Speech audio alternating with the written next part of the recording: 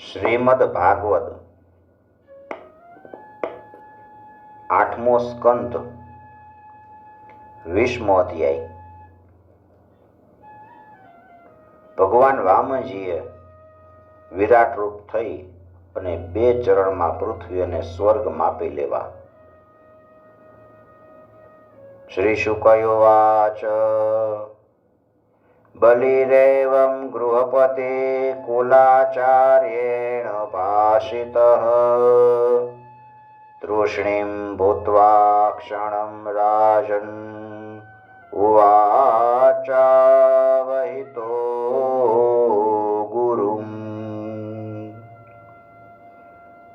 કુળગુરુ શુક્રાચાર્યએ આવી રીતે કીધું ત્યારે આદર્શ ગૃહસ્થ રાજા બલિ એક ક્ષણ મૌન રહ્યા પછી અત્યંત વિનયપૂર્વક અને સાવધાનીથી શુક્રાચાર્યને કહે છે કે હે ભગવાન, તમે કીધું એ બધું સાચું છે।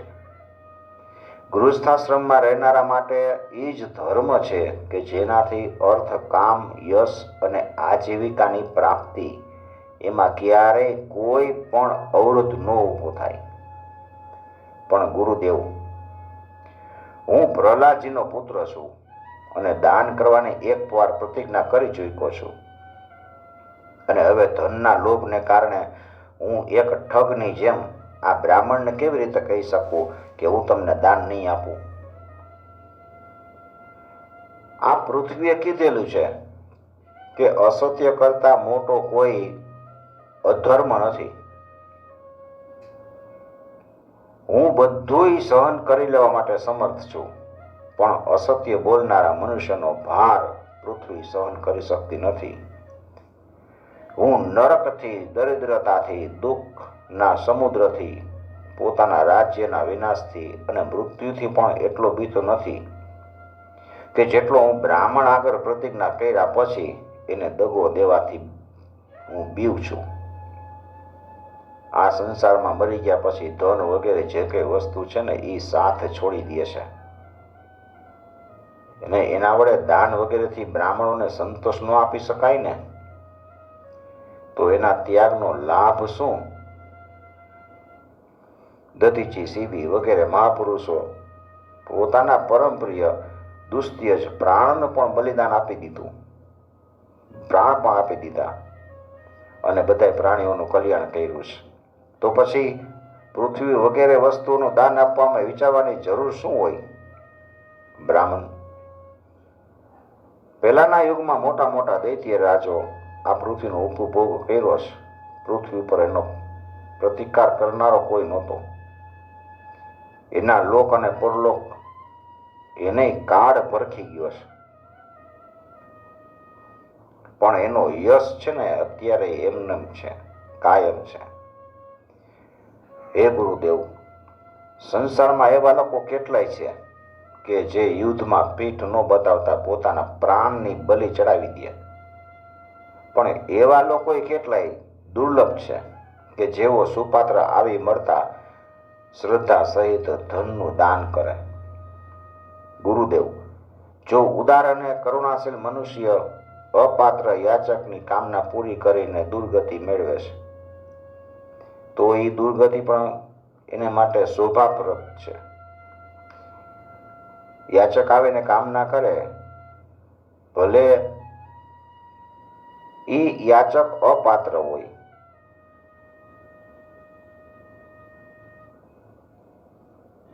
અને આપનાર પણ દુર્ગતિ ભોગવે, તો એ દુર્ગતિ એને માટે તો શોભાપ્રદ જ છે।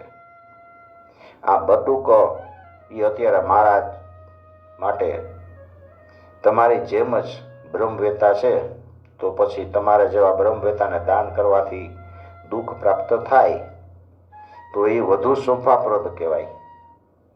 એટલે આ બટુક બ્રહ્મચારીની કામના અવશ્ય હું પૂર્ણ કરીશ। હે મહર્ષિ, આ વેદ વિધિના જ્ઞાતા તમે લોકો અત્યંત આદરપૂર્વક યજ્ઞ, યાગ વગેરે વડે જેમની આરાધના કરો છો ને, એ આરાધ્ય દેવ વરદાતા જો વિષ્ણુના રૂપમાં જ અહીં આવ્યા છે, ત્યારે એની ઈચ્છા અનુસાર એને પૃથ્વીનું દાન આપી દઈશ.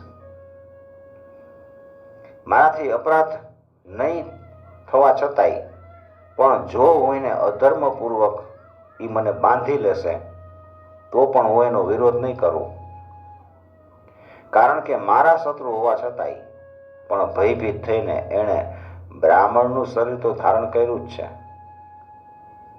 એ પવિત્ર કીર્તિ ભગવાન શ્રી વિષ્ણુ જ છે, એટલે એ પોતાનો યશ ગુમાવશે નહીં અને પોતાની માંગેલી વસ્તુ લઈને જ રહેશે.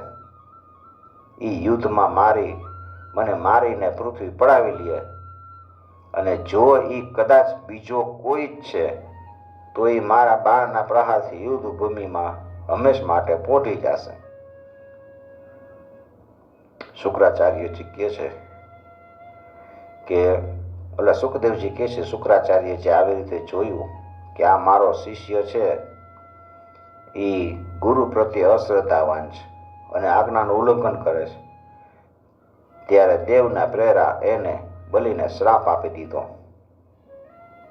જો કે તેઓ સત્ય પ્રતિજ્ઞ અને ઉદાર હોવાને કારણે શાપને પાત્ર નહોતા, બલિરાજા શાપને પાત્ર નહોતા, તોય શ્રાપ આપી દીધો. એ મૂઢ, તું છે તો અજ્ઞાની પણ પોતાને ઘણો મોટો પંડિત માનસ. તું મારી અવગણના કરીને ગર્વ કરસ. તે મારી આજ્ઞાનું ઉલ્લંઘન કર્યું છે. ગુરુની આજ્ઞાનું ઉલ્લંઘન કોઈથી ન થાય અને એટલે તું અત્યારે સત્વરે પોતાના ઐશ્વર્યમાંથી ભ્રષ્ટ થઈ જઈશ. તારું ઐશ્વર્ય બધું જતું રહેશે, ધન વગરનો થઈ જઈશ. દઢમ પંડિત માન્યજ્ઞ સ્તબ્ધોષ્યસ્મદુપેક્ષયા મચ્છાસન્નાતિ ગોયત્સ્વ મચીરાદ ભ્રશ્યસે શ્રિય. રાજા બલિ મોટા મહાત્મા હતા. પોતાના ગુરુએ શ્રાપ આપ્યો છતાંય એવો જરાય ચલિત ન થયા. વામન ભગવાનની વિધિપૂર્વક પૂજા કરીને હાથમાં જળ લઈ 3 ચરણ ભૂમિનું દાન કરવાનો સંકલ્પ કરી દીધો. એ જ સમયે રાજા બલિના પત્ની વિંધ્યાવલી, જે મોતીના ઘરેણાથી સુસજ્જ, તે ત્યાં આવ્યા છે અને વામન ભગવાનના ચરણો પખાડવા માટે જળથી ભરેલો સોનાનો કળશ પોતાના હાથે લઈ આવીને આપ્યો છે. બલિએ પોતે ઘણા આનંદ સાથે ભગવાનના સુંદર 2 ચરણો પખાડ્યા અને એ ચરણોનું વિશ્વ પાવન જળ પોતાના મસ્તક ઉપર પધરાવ્યું. એ સમયે આકાશમાં ઉપસ્થિત દેવો, ગંધર્વો, વિદ્યાધરો, સિદ્ધો, ચારણો બધાય રાજા બલિના અલૌકિક કાર્યની અને નિખાલસતાની પ્રશંસા કરતા હતા. અતિ આનંદપૂર્વક એના પર દિવ્ય પુષ્પની વૃષ્ટિ કરવા લાગ્યા છે. એક સામટા હજારો નગારા વારંવાર વાગવા લાગ્યા. ગંધર્વો, કિંપુરુષો, કિન્નરો ગાવા લાગ્યા છે. ઓ ધન્ય છે આ ઉદાર શિરોમણી બલિએ એવું કયું કાર્ય કરી બતાવ્યું કે જે કરવું બીજાઓ માટે અત્યંત દુષ્કર છે. જોવો તો ખરા, આમણે જાણી જોઈને પોતાના શત્રુને 3 લોકનું દાન આપી દીધું. અને એ સમયે એક ઘટના બની. અનંત ભગવાનનું એ ત્રિગુણાત્મક વામન સ્વરૂપ ભગવાન મોટા થવા લાગ્યા છે. એટલું બધું મોટું થઈ ગયું કે પૃથ્વી, આકાશ, દિશાઓ, સ્વર્ગ, પાતાળ, સમુદ્રો, પશુ, પક્ષી, મનુષ્ય, દેવ, ઋષિઓ બધાય એ રૂપમાં સમાઈ ગયા. ઋત્વિજો, આચાર્યો અને સભાજનો સહિત બલિએ સમસ્ત ઐશ્વર્ય એકમાત્ર સ્વામી શ્રી ભગવાનના એ ત્રિગુણાત્મક રૂપમાં પંચભૂતો, ઇન્દ્રિયો અને એના વિષયો, અંતઃકરણ તથા જીવો સાથેનું એ સંપૂર્ણ ત્રિગુણમય વિશ્વ જોયું છે. રાજા બલિએ એ વિશ્વરૂપ ભગવાનના ચરણના તળિયામાં રસાતલ, ચરણોમાં પૃથ્વી, પિંડીમાં પર્વતો, ઘૂંટણમાં પક્ષીઓ અને જાંઘમાં મરુદગણને જોયા છે. આવી રીતે ભગવાનના વસ્ત્રોમાં સંધ્યા, ગુહ્ય ભાગમાં પ્રજાપતિ, જંઘાસ્થળમાં પોતાના સહિત અસુરો, નાભીમાં આકાશ, કુખ એટલે ઉદરમાં 7 સમુદ્ર અને વક્ષસ્થળમાં નક્ષત્રોના સમુદાયને જોયા. એ બધાય અસુરોને ભગવાનના હૃદયમાં ધર્મ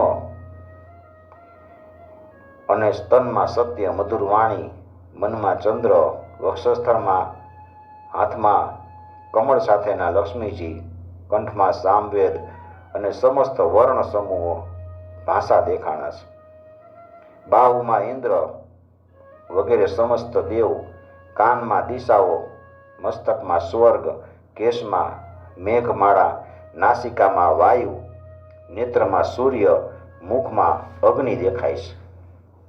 વાણીમાં વેદ, જીવામાં વરુણ, ભ્રમરમાં વિધિ, નિમેષ અને પલકોમાં દિવસ અને રાત્રિ દેખાય છે. એ વિશ્વરૂપના લલાટમાં ક્રોધ અને નીચલા ઓઠમાં લોભના દર્શન થયા. રાજન, એમના વિશ્વરૂપના સ્પર્શમાં કામ, વીર્યમાં જળ, પીઠમાં અધર્મ, પદવિન્યાસમાં યજ્ઞ, છાયામાં મૃત્યુ, હાસ્યમાં માયા અને શરીરમાં જે રૂવાટાઓ છે એ સર્વ પ્રકારની ઔષધિઓ દ્રશ્યમાન હતા. એની નાડીઓમાં નદીઓ હતી, નખમાં શિલાઓ અને બુદ્ધિઓમાં બ્રહ્માજી, દેવો અને દેવર્ષિઓ દેખાણા છે. આવી રીતે એ વીરબલીએ ભગવાનની ઇન્દ્રિય અને શરીરમાં સમસ્ત પ્રાણીઓના દર્શન કર્યા છે. બલિરાજાએ આવું સ્વરૂપ જોયું છે. પરીક્ષિત, શરૂઆતમાં ભગવાનમાં સમગ્ર જગતને જોઈને તમામ દૈત્યો અત્યંત ભયભીત થઈ ગયા. એ જ સમયે ભગવાન પાસે અસહ્ય તેજવાળું સુદર્શન ચક્ર ગરજતા વાદળ જેવા ભયંકર ટંકાર કરતું સારંગ ધનુષ્ય, વાદળ જેવો ગંભીર ઘોષ કરતો પાંચજન્ય શંખ, ભગવાન વિષ્ણુની અત્યંત વેગવાળી કમોદીની ગદા, ચંદ્રાકાર ચિહ્નથી યુક્ત ઢાલ અને વિદ્યાધરની તલવાર, અક્ષય બાણથી ભરેલા બે તર્કસ ભાથા વગેરે આયુધો અને લોકપાલો સહિત સુનંદ વગેરે ભગવાનના પાર્ષદો સેવામાં હાજર થઈ ગયા. એ સમયે ભગવાનની શોભામાં અભિવૃદ્ધિ થઈ. એના મસ્તક ઉપર મુગટ, બાહુઓમાં બાજુબંધ, કાનમાં મકરાકાર કુંડલ, વક્ષસ્થળ પર શ્રી વત્સા લાંછન ચિહ્ન, ગળામાં કૌસ્તુભમણિ, કમરમાં મેખલા અને ખભા ઉપર પીતાંબર શોભી રહ્યા હતા. એણે 5 પ્રકારની પુષ્પોની બનેલી વનમાળા ધારણ કરી હતી કે જેના ઉપર મધના લોભી ભમરા છે ગુંજરાવ કરતા હતા. એ ભગવાન પોતાના એક ચરણથી બલિની સઘળી પૃથ્વી માપી લીધી. ભગવાને એક ચરણ ઊંચો કર્યો, આખી પૃથ્વી મપાઈ ગઈ અને શરીરથી આકાશને, ભુજાથી દિશાને ઘેરી લીધા. બીજા ચરણથી એને સ્વર્ગ માપી લીધું. પોતાનું ત્રીજું ચરણ મૂકવા માટે બલિ પાસે જરાય જેટલી કાંઈ વસ્તુ જ ન બચી અને ભગવાનનું બીજું ચરણ છે એ ઉપરની તરફ વધતું મહરલોક, જનલોક, તપોલોક એને ઓળંગીને સત્યલોકમાં જઈને પહોંચ્યું. પદમ દ્વિતીયમ કર્મ સ્ત્રીવિષ્ટપમ નવે તૃતીયાય તદીયમણવપી ઉરુક્રમસ્યાદ્રિરૂપયોપર્યથો મહર્જનાભ્યામ તપસ પરમ ગત. इति श्रीमद्भागवते महापुराणे पारमहंस्यां संहितायाम् अष्टमस्कन्धे विश्वरूपदर्शनं नाम 20तमोऽध्याय. श्रीकृष्णार्पणं समर्पयामि. ओम नमो भगवते